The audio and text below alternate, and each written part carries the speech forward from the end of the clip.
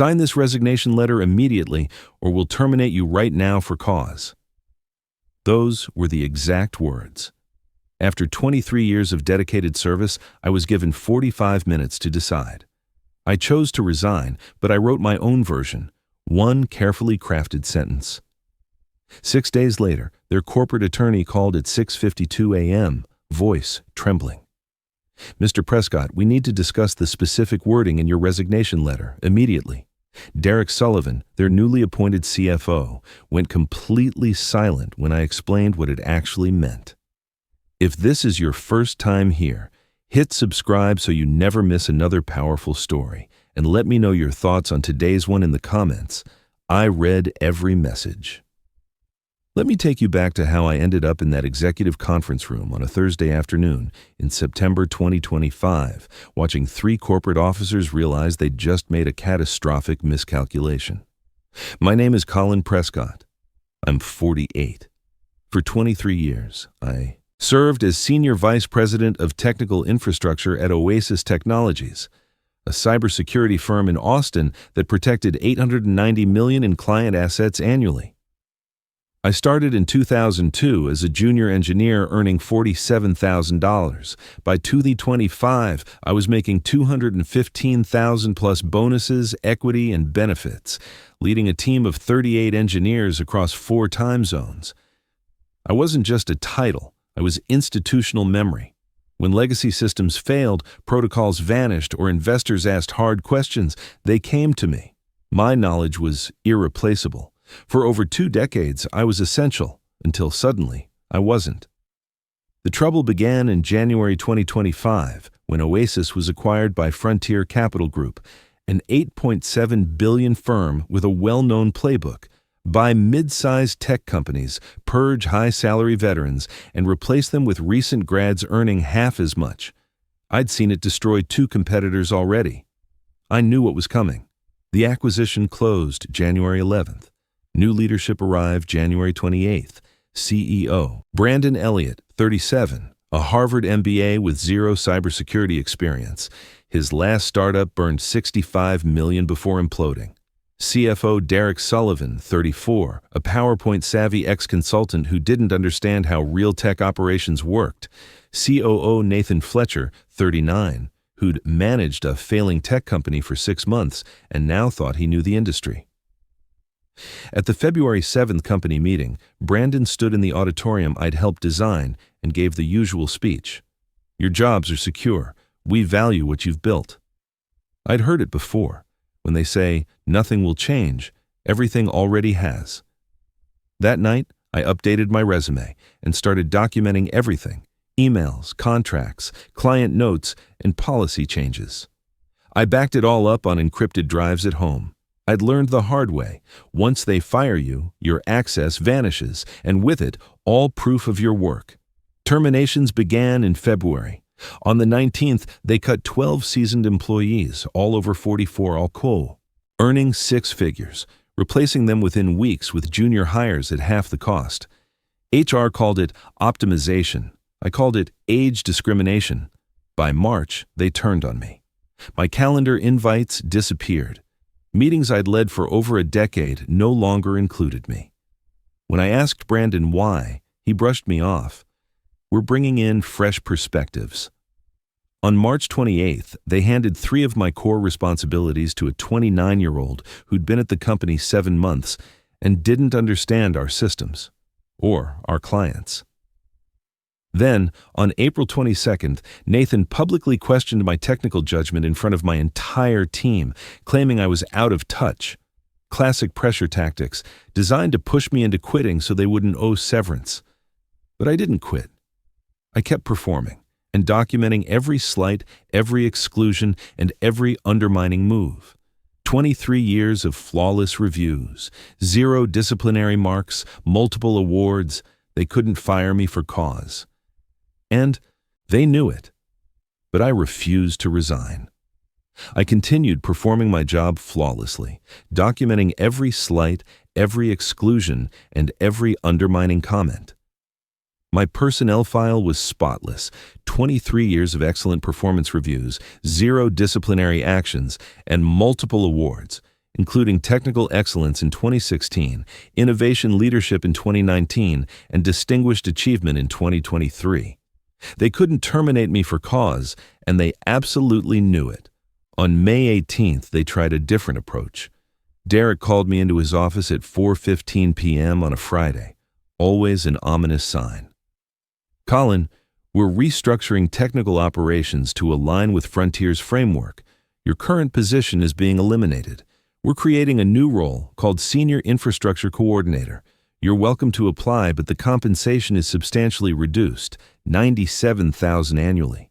I'd been earning $215,000 plus significant bonuses. This represented a $118,000 pay cut for essentially identical work with a imitation, slightly modified title. Textbook constructive dismissal disguised as reorganization. I smiled politely. I'll need time to consider this. Then I went home and contacted Andrew Bennett, an employment attorney I'd retained in March when the warning signs became impossible to ignore. Andrew had 24 years of experience specializing in executive employment disputes and wrongful termination cases. He'd represented over 160 professionals in conflicts with major corporations and maintained a success rate of 84%. "They're forcing you out," Andrew said when I explained the situation. "That compensation reduction is textbook constructive dismissal. Don't accept it. Wait for their next move. Document everything." I waited for exactly 41 days. On June 28th at 2:45 p.m., I received the email I'd been anticipating. Brandon's executive assistant wrote, "Mr. Elliott needs to meet with you in conference room B at 3 p.m. today. Please make yourself available immediately." Conference room B, not his. Office. That meant witnesses. That meant official action. That meant termination. I printed the resignation letter Andrew and I had drafted 3 weeks earlier after multiple detailed revisions. I folded it carefully and placed it in my jacket pocket. Then, I walked to conference room B at exactly 3 p.m. Brandon, Derek, Nathan, and Christine Palmer from Human Resources were already positioned on one side of the conference table. 4 leather portfolios arranged precisely. 4 identical expressions of manufactured sympathy. Brandon gestured toward the isolated chair facing them. I sat down calmly.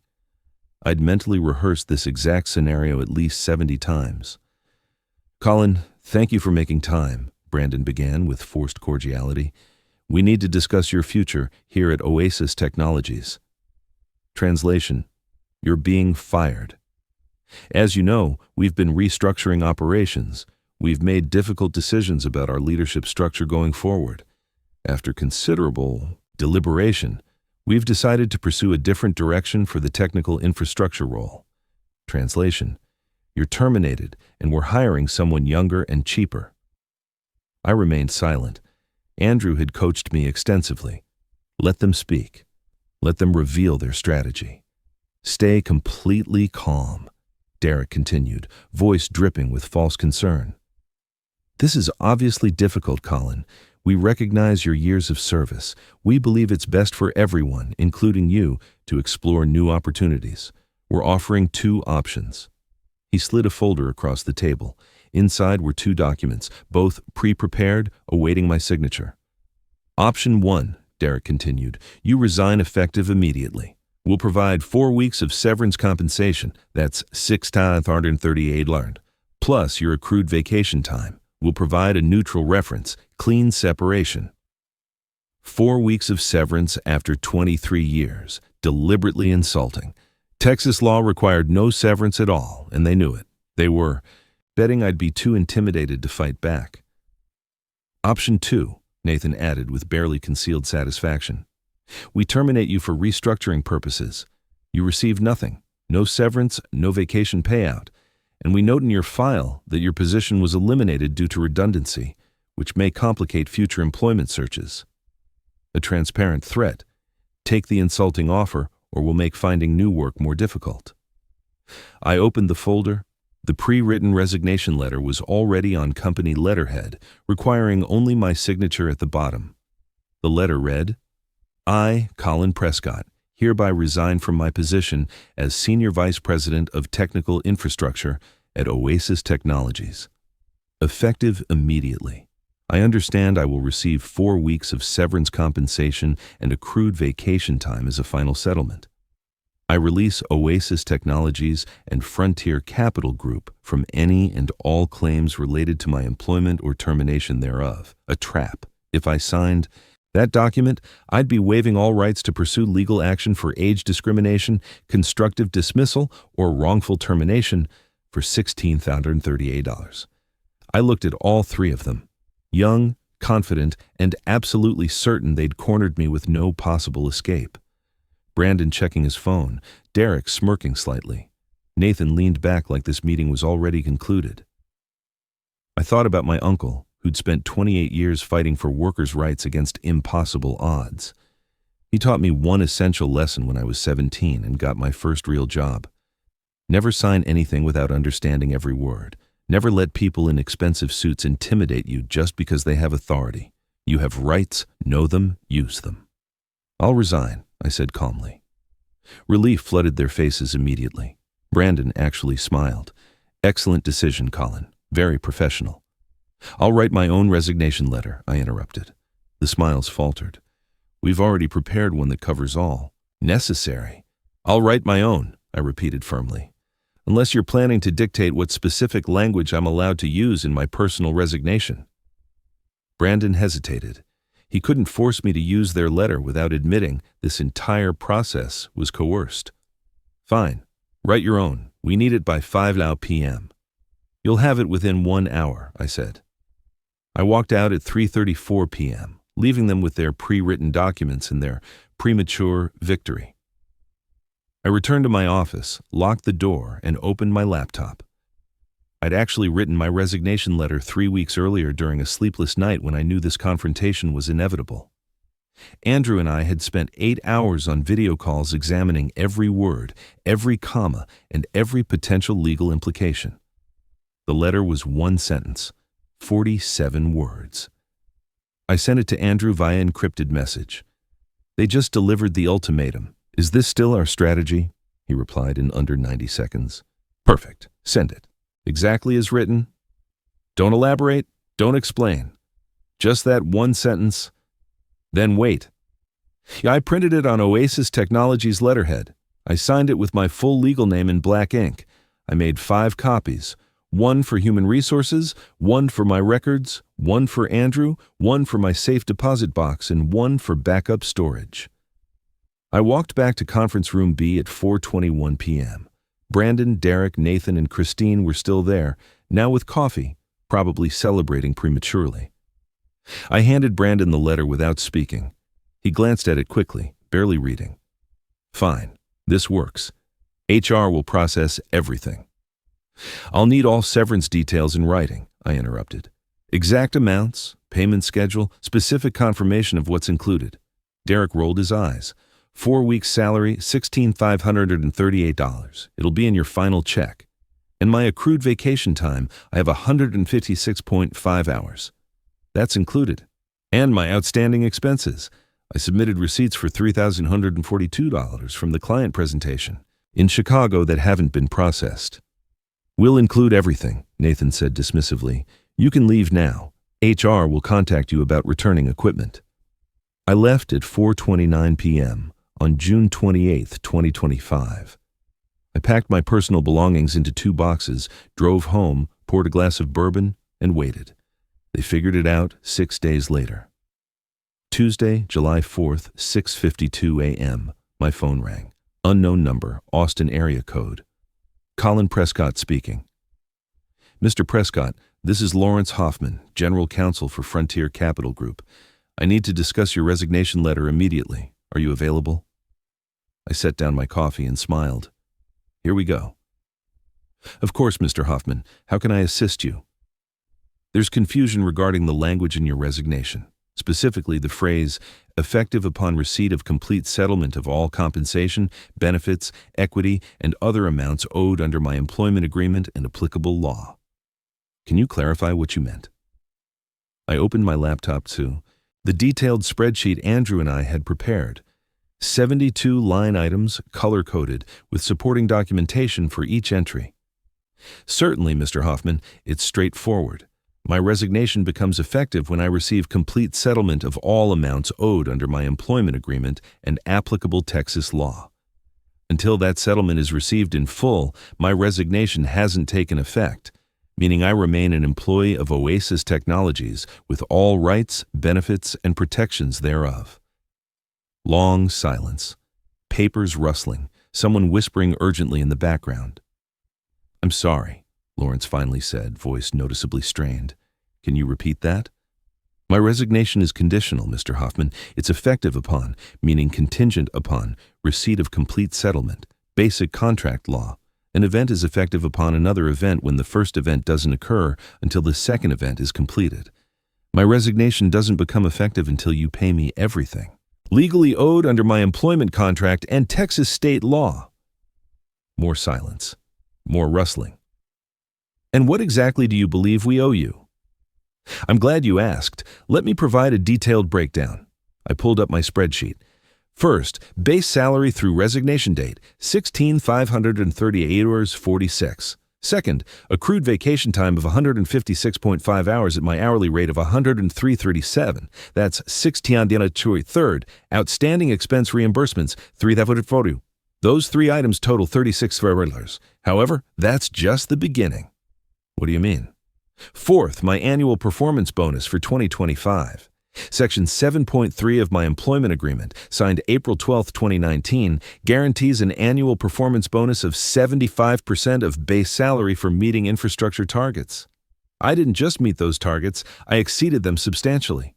Our systems maintained 99.7% uptime this year, 3.2% above projections. The bonus is payable upon termination for any reason. That's $161 to $250. Fifth, my equity shares. I have 48,000 shares granted in my 2021 compensation package that vest immediately upon change of control. Frontier's acquisition triggered the change of control provision. At the current valuation of $28.45 per share, those shares are worth $1,365,600. I heard something drop on his end. "Hold on." Sixth, I continued calmly, my severance package.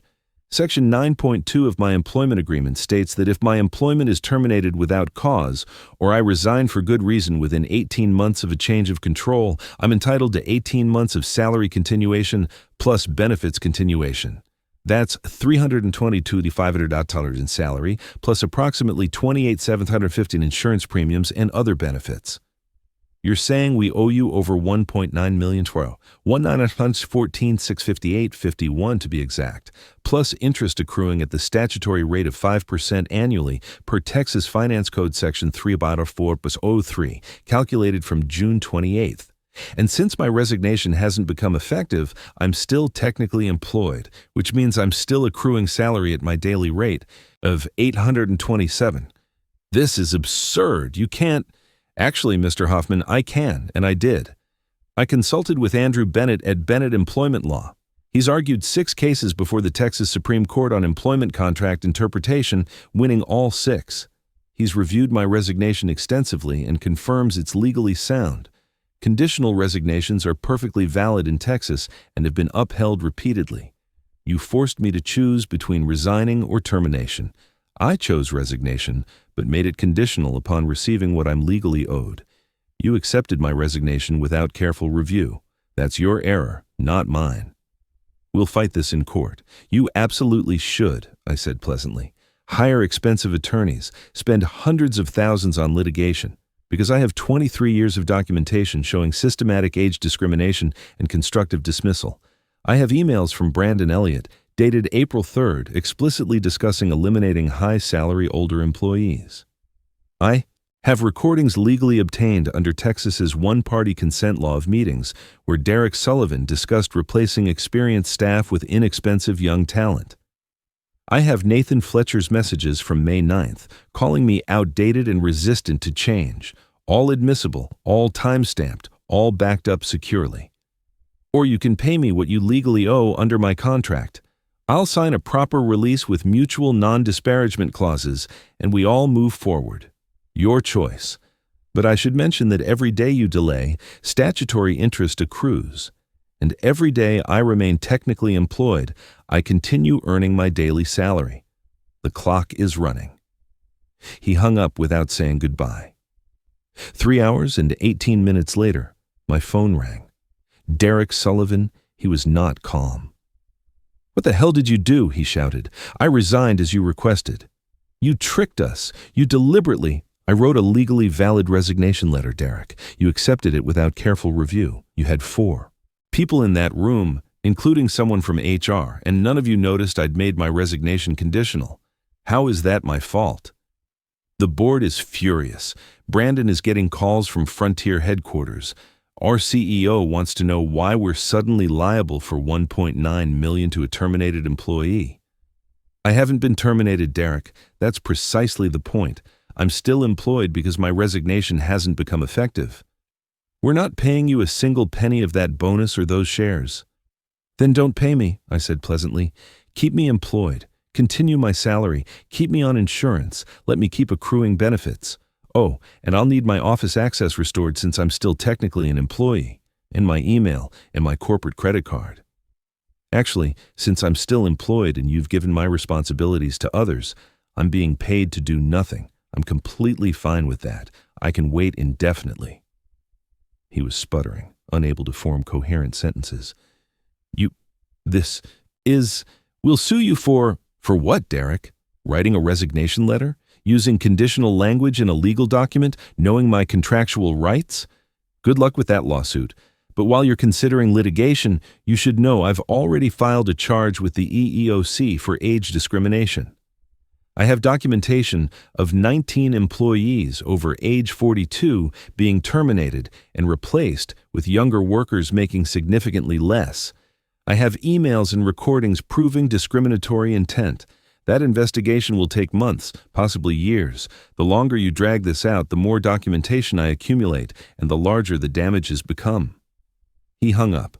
34 minutes later, my work email reactivated. Someone in IT had panicked and restored my access, probably because a lawyer confirmed I was technically still employed. I logged in and found an email chain between Brandon, Derek, Nathan, Lawrence Hoffman, and 5 other Frontier attorneys. Subject line: Urgent, Prescott. Resignation issue. Legal exposure. They'd forwarded my resignation to 7 different employment law firms. All 7 confirmed conditional resignation, legally valid, enforceable, and an extremely expensive mistake. And one attorney's response was particularly satisfying. "You accepted a conditional resignation without recognizing it was conditional. He's correct about everything: the bonus, the equity, and the severance. You're liable for the full amount unless you want to litigate and risk even larger damages for age discrimination and wrongful termination. My strong recommendation: immediate settlement." Lawrence Hoffman called me again at 5:43 p.m. "Mr. Prescott, Frontier would like to discuss settlement to resolve this matter quickly." "I'm listening." "We're prepared to offer $1.1 million as a full and final settlement." "I'll decline. As I explained, you owe me $1,914.51 under my contract. If you don't pay, I remain employed indefinitely and file suit. Discovery will be fascinating." "Mr. Prescott, be reasonable." "I am being reasonable, Mr. Hoffman. I'm asking for exactly what my contract entitles me to. Nothing more. You're the ones who tried forcing me out with 4 weeks severance after 23 years. That wasn't reasonable."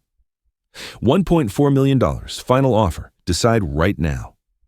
$914,658.51, plus attorney's fees of $58,600. Andrew has been quite busy on my behalf. I need it within 15 business days via wire transfer. And I want a signed letter of recommendation from Brandon Elliott on company letterhead stating I was an exemplary employee who contributed significantly to Oasis's success. Plus, mutual non-disparagement clauses. Mr. Elliott won't. Then I remain employed and file suit tomorrow morning. Your choice. Every day you delay costs you an additional $827 in my daily salary, plus benefits, plus accruing interest. Once I file suit, that settlement number includes emotional distress damages, punitive damages for age discrimination, and substantially higher attorney's fees. The price increases the longer you wait. He called back at 7:52 p.m. Deal. We'll wire the funds within 15 business days. You'll receive the letter by Monday. Our attorneys will send the settlement agreement for review by tomorrow afternoon. On July 25, 2025, at 2:37 p.m., I received a wire transfer for $1,958.51, the full settlement plus attorney's fees. On the same day, FedEx delivered a signed letter of recommendation on Frontier Capital Group letterhead with Brandon Elliott's signature, praising my 23 years of exemplary service, technical excellence, and invaluable contributions to Oasis Technologies. I seriously doubt he wrote any of it himself. Andrew reviewed the settlement agreement, all 48 pages of standard release language, mutual non-disparagement clauses, and confidentiality provisions. I signed it on July 28th. My resignation officially became effective on July 28, 2025, at 11:43 a.m. I had successfully negotiated a $197 million severance package from a company that tried forcing me out with $16,538. The epilogue is deeply satisfying. Brandon Elliott lasted exactly 9 more months before being removed in April 2026 for missing targets by 38%. Turns out firing all experienced employees and replacing them with people who don't understand how systems work doesn't improve operations. Derek Sullivan resigned in February 2026, citing philosophical differences with leadership. The irony wasn't lost on me. Nathan Fletcher remains there as of this writing, managing a company hemorrhaging clients because nobody remembers how legacy systems function or who critical vendor contacts are. 5 of my former team members have contacted me for guidance after receiving similar ultimatums. I've connected all of them with Andrew. 4 have successfully negotiated 6-figure settlements. The 5th is still employed while the company calculates how expensive actually paying her will be. As for me, I'm semi-retired at 48. I do occasional consulting work, charging $625 per hour, helping companies with infrastructure optimization. But my specialty has become employment defense planning, helping experienced professionals document everything, understand their contracts, and protect themselves when management tries forcing them out. I've been contacted by 23 different people this past year, all facing similar situations, all being systematically pushed out by companies, viewing experienced employees as expensive liabilities rather than valuable assets. I teach them what my uncle taught me. Know your rights.